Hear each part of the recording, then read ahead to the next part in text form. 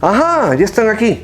Como diría Carlos Santana, hermanos y hermanas del corazón, bienvenidos. Me quito el sombrero en su presencia.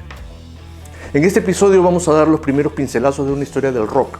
Vamos a hacer un esbozo de sus orígenes en un contexto de muchísimos cambios. Pero antes, la noticia de la semana. Y ahora, el rock en la noticia.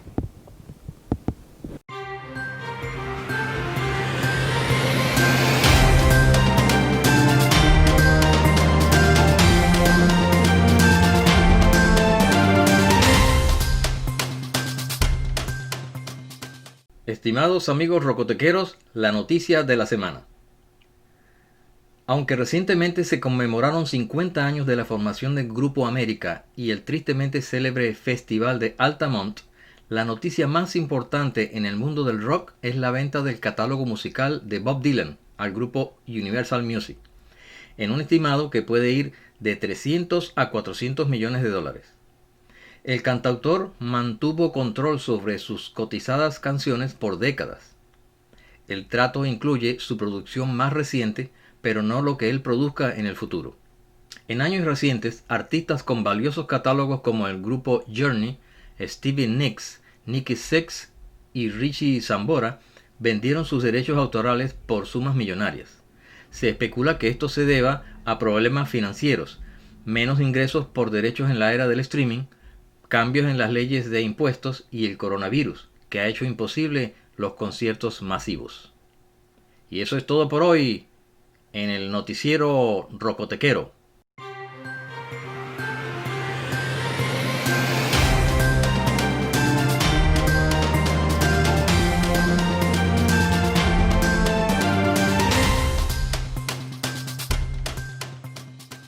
Desde un lugar no revelado del planeta Tierra, la Rocoteca. Teca.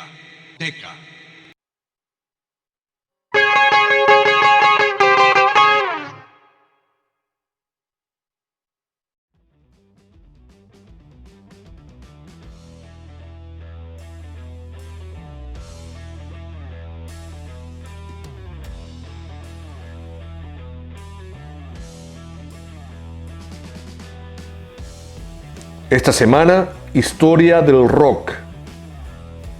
Es solo rock and roll, pero me gusta. Hacer una historia del rock no es tarea fácil. La historia se basa en sucesos que, aunque no definitivos, tienden a ser duraderos. Sin embargo, no hay nada más cambiante que el rock. Otro factor es la comprobación de los hechos.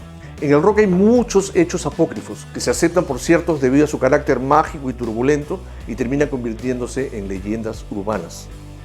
Por lo demás, el negocio de la música es inestable y hoy, más que nunca. El rock cambia todos los días. El cambio de dirección de los músicos de rock se ajusta a esas inestabilidades. Pero los temas que probablemente más recordamos no son obra de artistas de trayectoria, sino de aquellos que se llaman One Hit Wonders. Otro tema complicado es definir quién es un músico de rock, porque el rock es ecléctico, se nutre de muchos géneros y es el resultado de diversas influencias. Por lo demás, establecer la discografía de un músico de rock puede ser tarea ardua debido a los diferentes mercados a los que llega, pero también por la proliferación de los llamados bootlegs. Entonces, ¿por qué hacer una historia del rock? La respuesta es sencilla: porque el rock vale la pena, porque el rock es cultura, porque el rock merece reconocimiento por sus aportes y calidad artística. Y si eso fuera poco, porque el rock es la banda sonora de las vidas de muchos de nosotros y nos ha dado muchas alegrías y probablemente ninguna tristeza. El rock es acerca de cambios sociales radicales, pero también es sobre nuestras propias vidas. Si nos preguntamos cuál es la fórmula de su éxito inicial y su permanencia, tal vez la respuesta es sencilla: porque es divertido. El rock trajo alegría a un mundo al borde de una depresión con carácter epidémico. El rock explotó como la bomba atómica, pero su efecto fue el cambio de los gustos musicales y con ello los comportamientos sociales. Luego de la Segunda Guerra Mundial, existe una inmensa masa de jóvenes desocupados y, por tanto, una alta demanda de empleos. Sin embargo, su poder adquisitivo es alto gracias a la buena paga de sus ocupaciones esporádicas y el nuevo concepto de propinas, mesadas, domingos. Se reconoce por primera vez que entre la infancia y la adultez existe un periodo de cambios con características particulares y no solo nace un nuevo segmento demográfico, sino el mismísimo concepto de adolescencia. los temidos teenagers. Estos jóvenes crean su propio universo y asumen un comportamiento diferente al de los niños y los adultos. Tienen sus propios gustos, modos y formas de relacionarse en clara oposición a sus padres. Hasta 1946, ellos tenían que escuchar la música de sus padres. Gracias a la radio transistores, que es un producto tecnológico de la guerra, tienen libertad para escuchar música distinta. Los jóvenes hasta entonces no discutían con su familia qué canciones escuchar en casa. En ese momento, los discos más vendidos en Estados Unidos eran Wanted de Perry Como y el LP de la banda sonora de la película La historia de Glenn Miller. Pero en ese mundo que se reconstruía después de 2 guerras mundiales, lo primero que hay que entender es que estos conflictos no fueron mundiales por sus alcances, sino por sus efectos. Chile, Perú y Ecuador no participaron en la guerra e indirectamente se beneficiaron con la venta de materias primas. Lo primero que ocurrió es que el mundo se dividió entre capitalistas y comunistas o regímenes totalitarios y democráticos con sus respectivos pueblos libres u oprimidos. Lo triste es que seguimos divididos y ahora más segmentados que nunca, como republicanos y demócratas, liberales y conservadores, progresistas y retrógradas. La buena noticia es que tenemos rock and roll.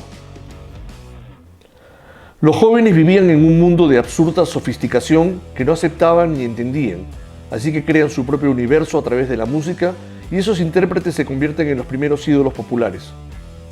En diferentes lugares del mundo ya se gestaba el fenómeno de los fans o seguidores de artistas famosos. En Europa existían los chansonniers franceses y los baladistas italianos, clásicos y elegantes, pero nada como las big bands y los crooners. Glenn Miller desde la BBC de Londres enloquecía a las jovencitas de todo el mundo y Bing Crosby y un joven Frank Sinatra junto a los hermanos Dorsey y Harry James también tenían su legión de seguidores y seguidoras. Por otro lado, en Estados Unidos existía un abismo entre la comunidad blanca y la segregada comunidad afroamericana. En materia de música, los gustos eran divergentes. El ragtime, el swing y el jazz tienen el ritmo del que carecen los géneros de origen europeo que escuchaban los adultos blancos. Ellos consideraban en términos generales que la música de origen africano era obscena, erótica, vulgar, pero no faltaba quien la considerara atractiva, particularmente los más jóvenes, que inician aquello que hoy se llama apropiación cultural. Los músicos de color infunden sexualidad a la reprimida cultura victoriana, pero sin ausencia de disciplina. Las apariencias son circunstanciales. Ellos incluyen esta música en sus universos personales y se crea una nueva división: lo racional contra lo espontáneo, la creatividad contra la rigidez. La música entonces se presenta como un producto barato para un mercado voraz. Los contratos de los artistas eran draconianos. La música formal era propiedad de los editores, pero en el mundo rural y suburbano el blues es informal y gratuito. En el planeta Hollywood todo es imagen, en el mundo real es más simple y natural y el artista no es un objeto. Con fines ilustrativos, digamos que en la década de 1920 se produce el auge del jazz, en la de los 40 el de las llamadas big bands y el swing. Con ese mismo fin vamos a fijar casi arbitrariamente el nacimiento del rock en 1955. Súbitamente se pasa del pesado disco de 78 revoluciones al liviano de 45. La razón por la que determinamos que el año 1955 es el del nacimiento del rock es porque el 4 de enero de 1954 Elvis Presley conoce al propietario de Sun Records, Sam Phillips, por gestión de su secretaria, que ve el potencial del cantante o, según las malas lenguas, estaba prendada de él. Pero no es hasta el 6 de julio de ese año que Elvis forma oficialmente su trío con el guitarrista Scotty Moore y el bajista Bill Black. Ese mismo año, para ser más exactos, el 12 de abril, Bill Haley y su grupo Los Cometas graban en el estudio Pythian Temple de New York 2 temas que ya se pueden considerar rock and roll: 13 Woman y Rock Around the Clock, que logra permanecer 8 meses en las listas de popularidad. Antes, Fats Domino hace su Fat Man en 1948 y Lloyd Price hace Loudy Miss Cloudy en 1952, pero eso vamos a considerarlo prehistoria. El terreno no estaba listo, aunque ellos ya tenían la actitud rockera. Esa actitud de alguna manera representaba una protesta contra el status quo o aquello que estaba establecido, un choque cultural. Es en 1955 cuando la película Semillas de Maldad llega a los cines, incluyendo en su banda sonora Rock Around the Clock, y se produce el Big Bang del rock. El disco vende 15 millones de copias. Esta música ruidosa, enérgica, insolente y frenética toma por asalto las radioemisoras de las grandes y pequeñas ciudades de los Estados Unidos. El resultado es que para 1956 Elvis estaba grabando con RCA luego de que ellos compraran su contrato por $35,000, una fortuna para la época. Muchos dudaban de la calidad del rock y su capacidad para pasar la prueba del tiempo. Para la gran mayoría de los críticos se trataba de una fiebre temporal. Ellos pronosticaban que la buena música iba a regresar. Aquellos que rechazaban el rock no estaban haciendo nada que no hubiera ocurrido antes.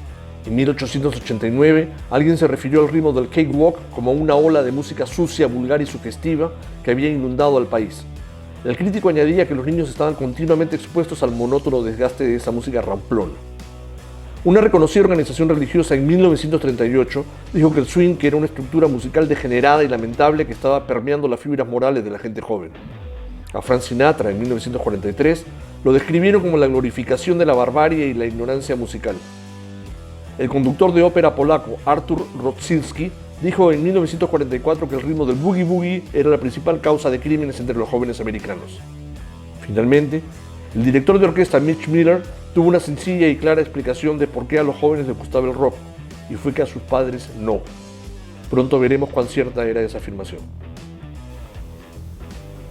Todo esto, entre otras cosas, porque el rock, como el blues y el jazz, son géneros más enfocados en los intérpretes y sus formas de expresarse. Como el jazz y el blues, el rock sigue una larga tradición que se inicia en África. Se adapta a los campos de algodón, a la iglesia blanca que se convierte en negra, al spiritual, al gospel, a la calle, a la música de origen europeo, a las tradiciones culturales de las tribus originales de América como los Cherokees y los Chickasaws, y al country y al western, que siendo géneros de las comunidades blancas también combinan el valor de la música con la libertad del espíritu y la espontaneidad. Digamos que en la década de 1950 el rock fija sus cimientos con el soporte de los discos de acetato y la radio. En la del 60, los Beatles la consolidan y el cine y la televisión comienzan a jugar un importantísimo papel. En los 70, la música disco y las discotecas en general toman el papel protagónico. En los 80 se da la primera dicotomía entre los músicos blancos del Reino Unido y los afroamericanos de los Estados Unidos, con los videos ocupando el rol central. Y así podríamos seguir. El rock tiene héroes y mártires, mitos y leyendas, influencias y tendencias originales y copias al carbón, asociaciones, rivalidades y competencia. Hay apariciones y desapariciones, muertos y resucitados, lugares de culto, infinidad de estilos, hitos y grandes momentos históricos comparables con la invención de la rueda, el descubrimiento del fuego o el nacimiento de la Grecia clásica. Hay una constante búsqueda de nuevos horizontes porque las generaciones en promedio no duran más de 8 años y el rock es por naturaleza iconoclasta. Es sumamente adaptable a las circunstancias sociales relativas a la existencia misma y a la evolución. Pero no podemos ignorar que también es una industria, o una rama importante de la industria del entretenimiento, y mucho se debe a los medios, primero la radio, el cine y la televisión, y hoy el video y la internet. Cada país crea su versión de este nuevo idioma generacional y el rock trasciende fronteras. En España aparecen Miguel Ríos, Miki y Juan Pardo. En Italia, Adriano Celentano y Little Tony. En Francia, Eddie Mitchell y Johnny Holiday. En la América Hispana tenemos a Billy Cafaro en Argentina, Enrique Guzmán en México y a Pepe Miranda en Perú. Brasil tiene también una estrella, cuyo nombre es Roberto Carlos. Ellos, como sus modelos anglos, usan blue jeans, tupés y casacas de cuero.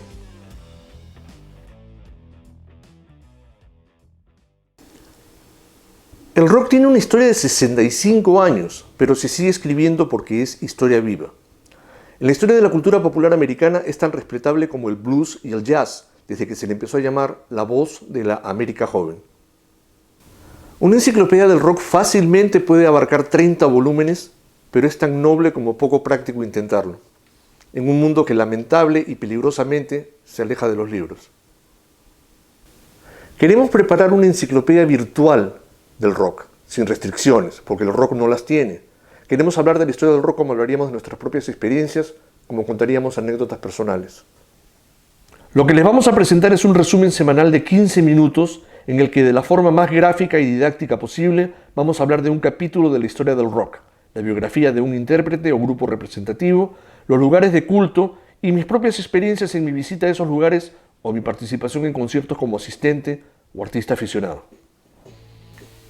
Quiero concluir esta emisión con una doble imagen muy significativa en la historia del rock.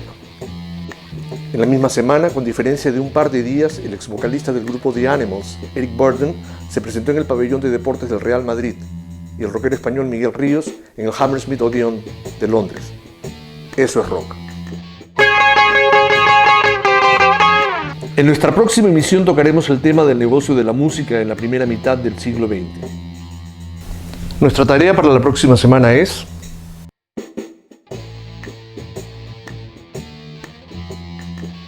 mis queridos rocotequeros, como decía el chanchito, eso es todo por hoy. Me voy. Si les gustó lo que acabamos de presentarles, denos una mano, o mejor aún, suscríbanse a nuestro canal presionando la campanita después de suscribirse. De esa manera les podremos notificar cuando salgan nuevos videos en nuestro canal. Déjenos sus comentarios en este mismo canal, o si les resulta más cómodo, escríbanos a nuestra dirección de correo electrónico rocotequeros@gmail.com o en Facebook en nuestro blog Amigos de la Rocoteca. Tomaremos en cuenta sus opiniones y sugerencias y con mucho gusto los responderemos, aunque nos tardemos un poquito. Esta es la rocoteca.